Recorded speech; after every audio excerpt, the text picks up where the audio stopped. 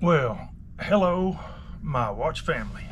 It's a Crazy Cowboy Watchmaker coming at you. Man, it has been a busy day. Customers coming in, bringing me watches, and I've got some really cool restorations. I'm going to show you guys. What I want to do right now is I want to talk to you guys. So I'm my biggest critic. I'm watching my YouTube videos, and I noticed a couple of things that I'm doing wrong. So about 4 or 5 times I called my tweezers a screwdriver. I'm just so used to saying screwdriver, and I'm using my tweezers, and I know people are thinking, you dummy, that's not a screwdriver, it's tweezers. In any case, I'll try to get it right. I also called my oscillating weight axle an arbor, which it is an arbor, but it's actually called technically an oscillating weight axle. So kind of wanted to clear the air there on some of the stuff I'm seeing I'm doing wrong. You know, I'm just starting, and this is all new to me.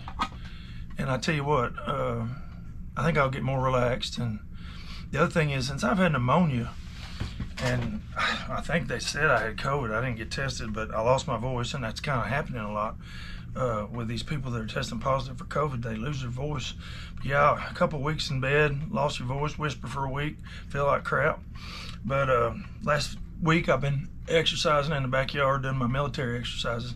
But the weirdest thing is, every time I do a set of squats or a set of curls, I sit down in my chair, my world goes black. I just pass smooth out. I wake up and I feel like I've had a dream for about 8 hours. And so yesterday I actually got through my leg extensions, my hamstring curls, my curls, and my push-ups, my pull-ups.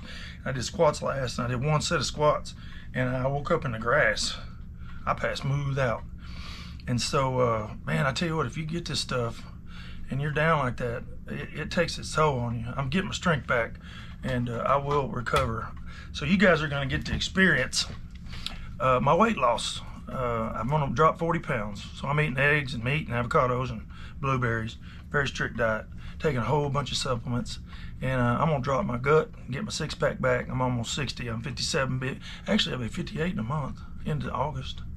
So as we go, I think I'm going to just really concentrate on changing my body and getting back to fighting weight. And I don't think I'm going to fight again. I used to fight, but 205, 210 is a good weight for me. And right now I'm 250. So over the next 3 months, you guys are going to get to experience. And I'll tell you what I'm eating. I don't know. I take a whole bunch of supplements, and the supplements, I think, kind of fill the gap in when you're not eating carrots and vegetables and corn and rice and carbs and all that. So anyway, just wanted to visit with you guys about that. The other thing I do is I grind my own coffee in this shop. So I just got 2 new bags. Oh, you can smell it through the box of Atlas Coffee Club. So Atlas Coffee Club, they source their beans from different parts of the country. I had Venezuela, last time was Guatemala, before that was Spain, and I don't know where this came from. So we're fitting to find out. So I've got a Ninja blender, and that's the world's largest coffee grinder. A little coffee grinder ain't no bigger than a grapefruit. And you grind the coffee and you got a little bit of grounds. I was like, that is not enough. I want to grind a whole bag. So I bought a Ninja blender. I've got like 3 of them. And that thing will grind coffee into powder. It is awesome. When I grind it in the shop, the whole building smells like coffee. So let's see what we got today. So we got 2 bags. Oh man, this is from Uganda. Hey, I bet this is gonna be good. So these 2 bags are from Uganda. So I'm gonna grind these up, take some home. Look at that. Uganda. Beautiful. Oh man, I can't wait to try that. I haven't had any from Uganda. Guatemala was really good. Ooh, that smells good. Venezuela was really good. There ain't none of this coffee in it. It's just wonderful. There's not a bad. They source it from local growers. It's all organic, and they roast it right before they mail it to you. And you can tell it's freshly roasted, and then I grind it. And man, it makes some good coffee. You guys are gonna have to come by and visit with me. So I'm gonna do, every week I'm gonna do story time. So I kind of memorized a bunch of stories, engineering and traveling the country, building machines for food processing plants. I always listen to the 1920s, 1930s, 1950s radio stations that do old time comedy.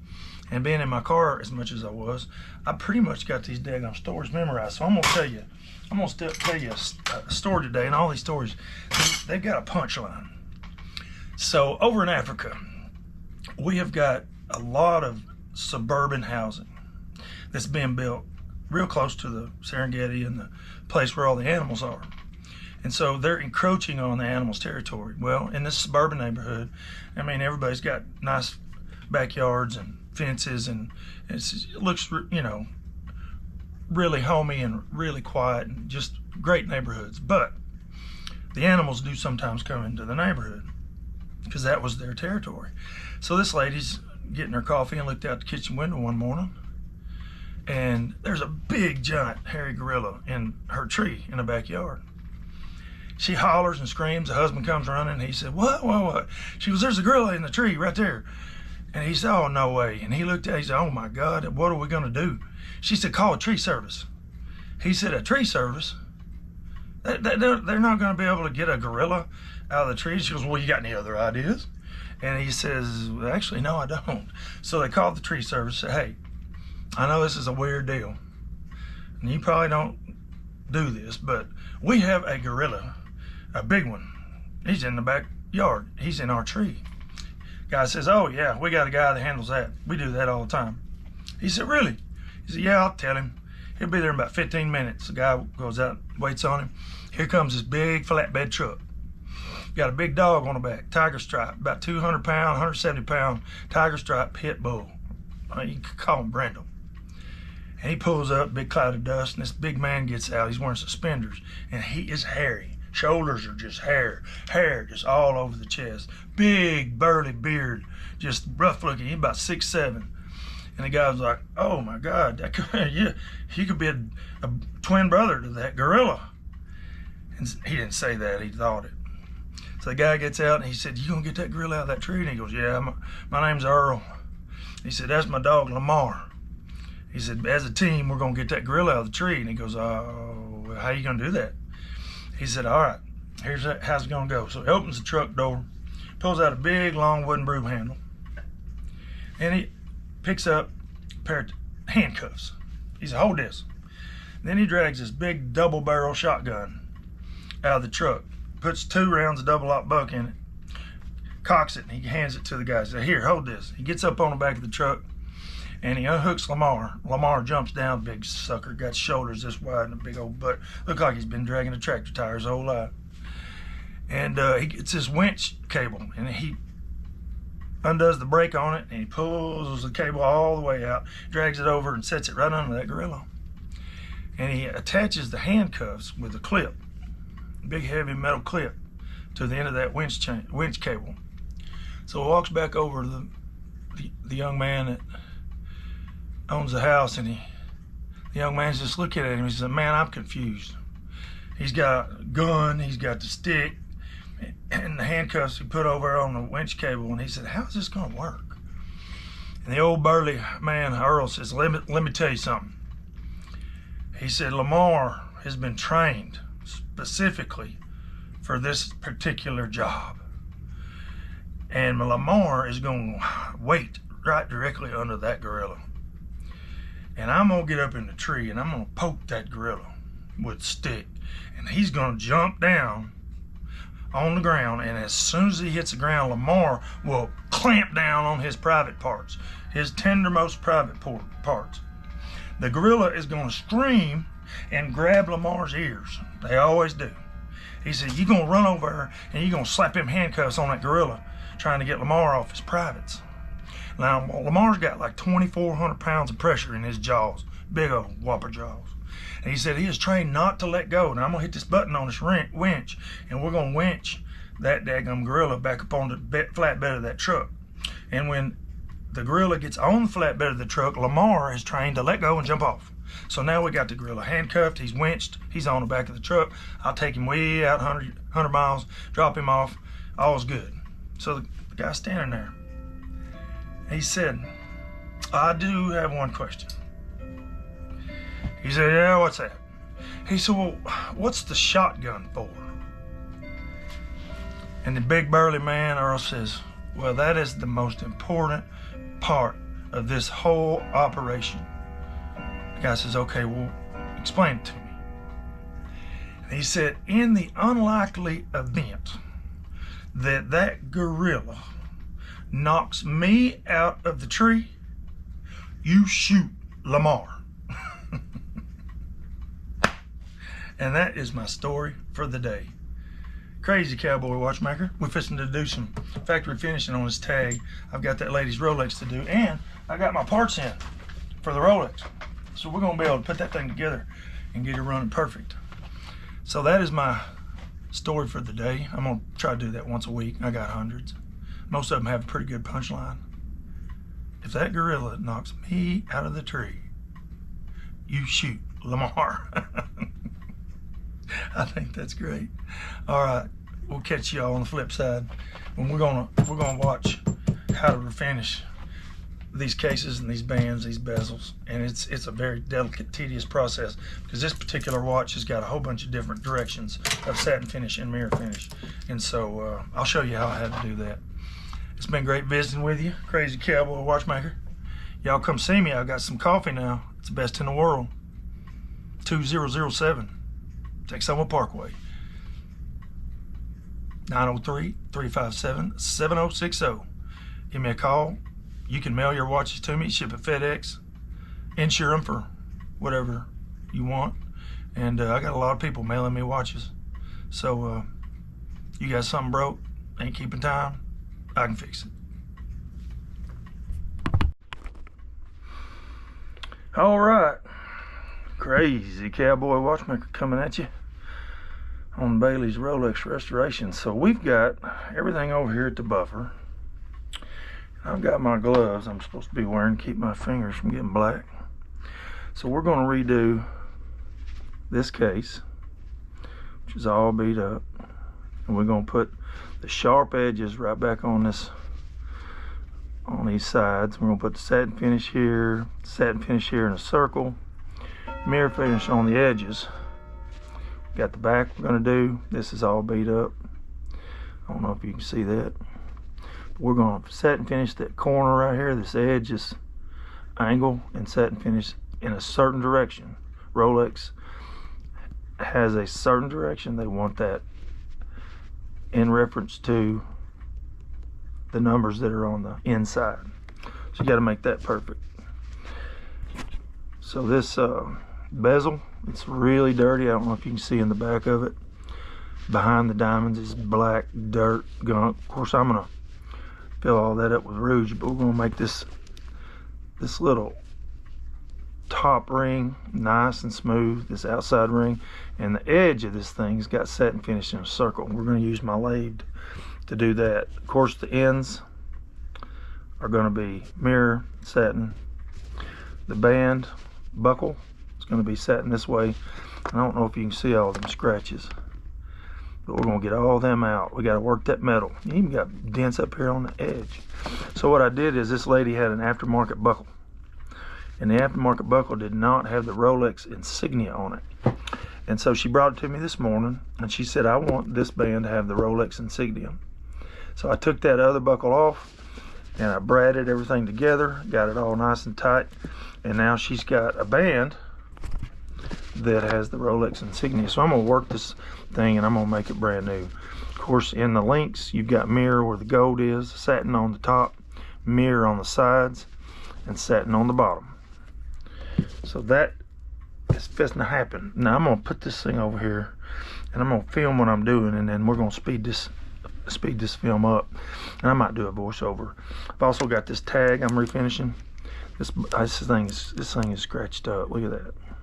So we got to take all those scratches out and not mess with those letters. Tag Heuer. And then the edge is going to be mirror. That right there is going to be mirror. This is going to be satin. This is going to be mirror. This is going to be satin. Sometimes the middle links are mirror, but in this particular case, we're satin on top all the way. So that'll make my job a little bit easier. The buckle here, foot block, it's satin. Thank goodness, because getting these mirror finished, because there's a lot of wear when you got metal against metal. But we're gonna get the sides mirror, the back satin, sides mirror, and the top part of this thing is going to be satin. So I got to get all these little dents out, and man, we've got a dent right here. I don't know if you can see that, but that right there, I can feel it with my finger. It's been whacked hard on a brick wall or something. So we'll get that. Now this particular case has a circular satin all the way around from the outside to the inside. So I'll have to chuck this up on my lathe and do that circular satin. But the first thing I'm going to do is I'm going to make sure any of these dents are taken care of. I've got to work that metal. It's kind of like when you see Jesse James make a gas tank for a motorcycle. They hammer, and you think, how in the world is that ever going to be mirror finished? And when they're done, that tank is just like a mirror. So you work the metal, you get the dents out, then you put the finish on it, and put it in the ultrasonic, let it clean, and when you pull it out, shing, freaking voila, it is a beautiful brand new looking watch. Anyway, I'm gonna set this up. I'm gonna do my magic, and we're gonna speed it up so you don't have to watch all the boring refinishing, but you can tell what's gonna happen. Now I've got these gloves I wear because this metal gets hot. When you move metal around, the molecules start moving, and that stainless gets hot. So I gotta take my glove off, turn that off. I'm gonna set this up, and we're gonna start factory finishing. Crazy Cowboy Watchmaker, just having fun in the shop.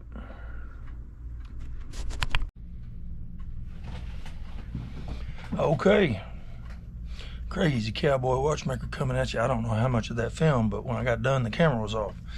But what we've done is we put the satin finish here, the mirror finish here. We got all those scratches out. This thing's got rouge all over it. We got the mirror finish here. Got all those scratches out. Mirror on the back, mirror on these edges, satin on the back, mirror on the sides.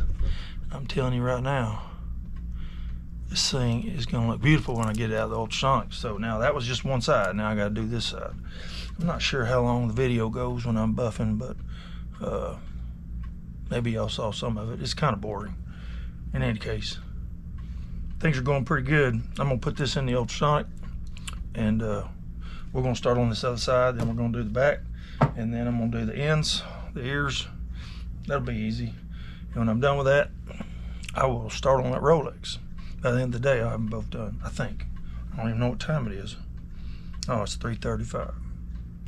3:32. All right, so that turned out pretty good. So I went around. That Tag Heuer is engraved in that metal, so you got to go around it. You got to know where your buffing wheel is, and you just got to go around it and get real close to it, because I had a bunch of scratches right here, right close to the letters. And so you got to get your buffing wheel just to get right on the edge of it, so you're not actually touching the engraving, but you're getting right next to the edge of it. And that thing turned out pretty good. When I get it out of the ultrasonic, man, look at all that dirt. Well, actually, most of that's buffing dust, but that's what gets under my fingernails. I got to get a new set of gloves. I don't want the damn fingers out, the darn fingers out of this thing on both sides. I got a new set of gloves over here somewhere. Oh yeah, there they are. I got them out of my truck. I got like 5 pair in my truck. Cowboys always got to have gloves and flashlights. Catch you in a bit.